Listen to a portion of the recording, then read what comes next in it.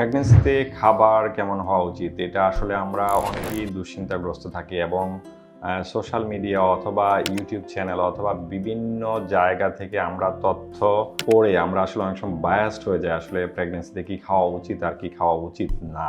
আমরা মনে হয় এই জিনিসটাকে খুব সহজীকরণ করে ফেলতে পারি। যেমন আমি আপনাকে বললাম যে আপনি প্রেগন্যান্সিতে কাঁচা ডিম খাওয়া নিষেধ। এখন প্রশ্ন হচ্ছে আপনি কি প্রেগন্যান্সির পূর্বে বা আপনি গর্ভাবস্থার পূর্বে কি কখনো কাঁচা ডিম খেতেন? তাহলে কাঁচা ডিম খাওয়ার প্রশ্নটা কেন আসবে আসলে? তারপর আমি যদি আপনাকে বলি আপনি প্রেগন্যান্সিতে অল্প সিদ্ধ বা অল্প রান্না করা মাংস অথবা শাকসবজি অল্প সিদ্ধ করে খাবেন না, কিন্তু আসলে আমরা যদি চিন্তা করি যে আপনি প্রেগন্যান্সির আগে যদি এগুলো না খেয়ে থাকেন তাহলে তো আপনি এগুলো প্রেগন্যান্সিতেও আপনি খাবেন না। আসলে প্রেগন্যান্সিতে খাবারের ব্যাপারটা অনেক বেশি রিয়েলিস্টিক হওয়া উচিত এবং এই সাথে আমি মনে করি আমাদের সবারই একটা ব্যাপারে খুব বেশি লক্ষ্য রাখা উচিত।